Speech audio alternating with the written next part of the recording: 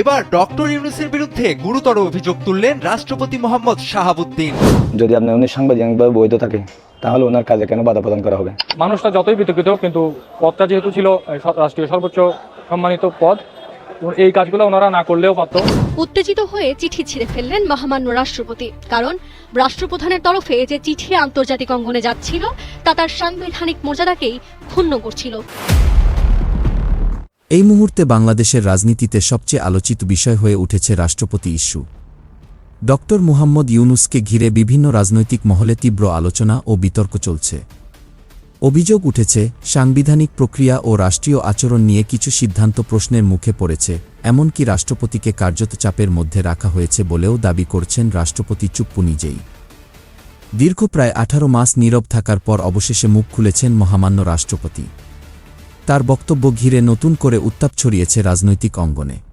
এদিকে সংবিধান লঙ্ঘনের অভিযোগের প্রসঙ্গ সামনে এসেছে। সত্যিই কি কোনো সাংবিধানিক বিধিভঙ্গ হয়েছে? হয়ে থাকলে আইন অনুযায়ী ইউনূসের পরিণতি কি হতে পারে সে প্রশ্ন তুলছেন রাজনৈতিক বিশ্লেষকরা। তাহলে কি কারণে রাষ্ট্রপতি ক্ষুব্ধ হলেন?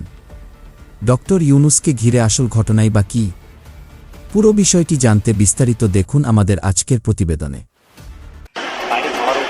ঝড় উঠুক না কেন, আমি তো ঝড় উঠাচ্ছি এখানে। এক সময় বাইরের তুমুল ঝড়কে প্রত্যাখ্যান করা রাষ্ট্রপতি এবার নিজ মুখেই বললেন, অন্তর্বর্তীকালীন সরকারের গত 1.5 বছর তার উপর দিয়ে নানা ঝড় গেছে। কালের কণ্ঠকে দেয়া একান্ত সাক্ষাৎকারে তিনি বলেন, অন্তর্বর্তীকালীন সরকারের টানা 1.5 বছরে বঙ্গভবনে নানা চাপ, ষড়যন্ত্র ও অপসারণ চেষ্টা সহ পুরো সময়টা তাকে ঝড়ের মধ্যে দিয়ে যেতে হয়েছে। এই সময়টা ছিল তার জীবনের সবচেয়ে কঠিন অধ্যায়গুলোর একটি। রাষ্ট্রপতির দাবি, তাকে অসাংবিধানিকভাবে অপসারণের চেষ্টা হয়েছে একাধিকবার। বঙ্গভবন ঘেরাও, পদত্যাগের দাবিতে আন্দোলন, এমনকি বিকল্প রাষ্ট্রপতি বসানোর ষড়যন্ত্রের কথাও জানান তিনি। তবে সব চাপের মধ্যেও সাংবিধানিক ধারাবাহিকতা রক্ষায় তিনি অবিচল ছিলেন বলেও মন্তব্য করেন। তিনি বলেন, ওই সময় সেনাবাহিনী সহ 3 বাহিনী সাংবিধানিক অবস্থান থেকে তার পাশে দাঁড়িয়েছেন। একই সঙ্গে বিএনপি ও জোটের সমর্থনের কথাও উল্লেখ করেন তিনি। তার মতে, রাজনৈতিক দলগুলোর একটি বড় অংশ অসাংবিধানিক পথে রাষ্ট্রপতি অপসারণের পক্ষে ছিল না। অন্তর্বর্তীকালীন সরকারের প্রধান উপদেষ্টা ডক্টর মোহাম্মদ ইউনূসের সঙ্গে সমন্বয়হীনতার অভিযোগও তোলেন রাষ্ট্রপতি। তার দাবি, বিদেশ সফর ও রাষ্ট্রীয় গুরুত্বপূর্ণ সিদ্ধান্তে তাকে অবহিত করা হয়নি। এমনকি বিদেশে বাংলাদেশ মিশনগুলো থেকে রাষ্ট্রপতির ছবি নামিয়ে ফেলার ঘটনাগুলোকেও তিনি অপমানজনক হিসেবে দেখছেন।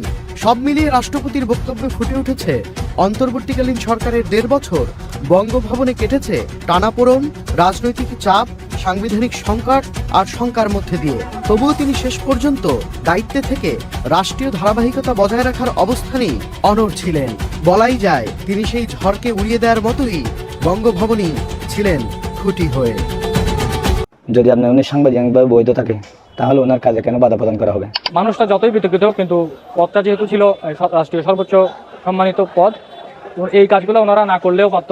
ওনার নাগরিক, মৌলিক এবং রাষ্ট্রীয় সাংবিধানিক অধিকারে ক্ষুণ্ণ হয়েছে। যদি তেমনটা হয়ে থাকে বিগত সরকারের আমলে, ইন্টারিম সরকারের আমলে, তবে এটি আপনার একটা অসাংবিধানিক কাজ হয়েছে বলে মনে করি আমি একজন সচেতন নাগরিক হিসেবে। বাংলাদেশের সংবিধানকে সমুন্নত রেখে দেশটা পরিচালনা করা সকলের নৈতিক দায়িত্ব বলে মনে করি।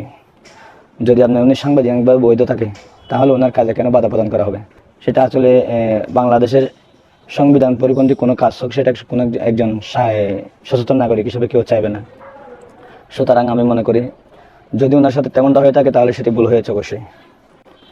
সুতরাং বাংলাদেশের সংবিধানকে সমুন্নত রেখে কীভাবে রাষ্ট্র পরিচালনা করা যায় এবং কিভাবে করলে রাষ্ট্রের ভালো হবে এবং কিভাবে করলে রাষ্ট্রের আপনার সংবিধান সমুন্নত থাকবে সেদিক বিবেচনা করে দেশের জনগণ এবং সরকারের প্রতিনিধি সকলকে সংবিধান সমুন্নত রেখে চলাটাই মনে হয় উচিত বলে মনে করি আমি। যেমন অনেকভাবে বাধাগ্রস্ত হয়েছেন সাংবিধানিক যে দায়িত্বগুলা, ওনার যে করণীয়গুলা সেসব উনি সুষ্ঠুভাবে কিংবা বিধি মোতাবেক বা প্রচলিতভাবে তিনি সম্পন্ন করতে পারেননি।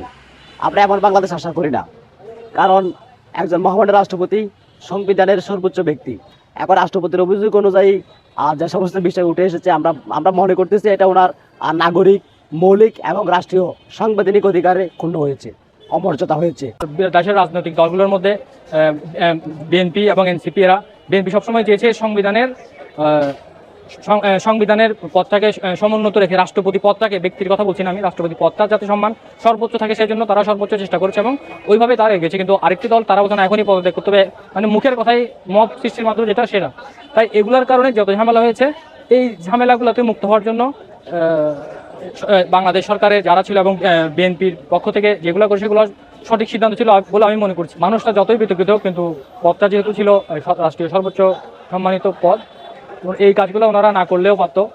কারণ যেহেতু আমাদের গণতান্ত্রিক সরকার আসতো, গণতান্ত্রিক সরকার আসার পর তারা তাদের সেভাবে পদক্ষেপ নেওয়ার ফলে এই সমাধানগুলো চাইলে সমাধান করতে পারতো, কিন্তু ওরা ওখানে একবারে কিছু কাজ করে যেটা দেশের সুনাম ক্ষুণ্ণ হয়েছে বলে আমি মনে করছি। রাষ্ট্রপতি যেহেতু উনি সাংবিধানিকভাবে রাষ্ট্রপতি বাংলাদেশের, সে অনুযায়ী ওনার থেকে অবশ্যই পরামর্শ নিতে হবে। আমরা চাইছিলাম যে দেশটা সুন্দর করে পরিচালিত হোক, এখানে কোনো ভেদাভেদ থাকবে না। তো সে ভেদাভেদটা আসলে অন্তর্বর্তীকালীন সরকার করে গিয়েছে। আসলে এটা আমরা জনগণ হিসেবে, পাবলিক হিসেবে সেটা আমরা মানতে পারতেছি। হ্যাঁ, আমরা চাই রাষ্ট্রপতি ও মোটামুটি রাষ্ট্রপতি, যেহেতু উনি দেশের রাষ্ট্রপতিরও কিছু রাষ্ট্রের জন্য কিছু অবদান থাকে, সে অবদানটা আসলে ওনাকে ছাড়া আসলে পালন করা অনুচিত বলে।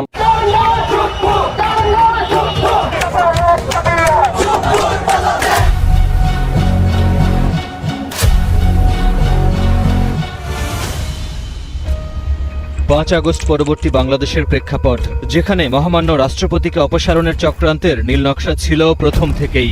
সম্পূর্ণ অসাংবিধানিকভাবে সব চক্রান্তের অংশ হিসেবে মব করা হয় বঙ্গভবনের চারপাশে। সবকিছুতেই মনে হচ্ছিল একটি নিখুঁত চক্রান্ত। এমন প্রতিকূল সব পরিস্থিতি মোকাবেলা করে রাষ্ট্রপতি মোহাম্মদ শাহাবুদ্দিন কিভাবে দৃঢ় মনোবল নিয়ে এগিয়ে চলেছেন, সেই গল্প তার কাছ থেকেই শুনব। আমাদের সেনাবাহিনীও, সশস্ত্র বাহিনী সম্মিলিতভাবে তারাও চাইছে যে এভাবে রাষ্ট্রপতিকে অপসারণ করাটা অসাংবিধানিক যায়। আর্মি, নেভি, এয়ারফোর্সভাবে আপনার সশস্ত্র বাহিনী, আর এখানে নেতৃত্বে ছিলেন সেনাবাহিনীর প্রধান। তিনজনই অত্যন্ত দৃঢ়তার সঙ্গে আমাকে সমর্থন। তো প্রিয় দর্শক, এতক্ষণ আমাদের সাথে থাকার জন্য আপনাদের অসংখ্য ধন্যবাদ। আর হ্যাঁ, দীর্ঘ নীরবতার পর এবার রাষ্ট্রপতি শাহাবুদ্দিন চুপ্পুর এমন বক্তব্য নিয়ে আপনাদের কি মন্তব্য, তা অবশ্যই আমাদের কমেন্ট করে জানাতে ভুলবেন না। আজকের মতো এখানে বিদায় নিচ্ছি, দেখা হচ্ছে পরবর্তী কোনো একটি ভিডিওতে। ভালো থাকবেন সবাই, ধন্যবাদ সবাইকে।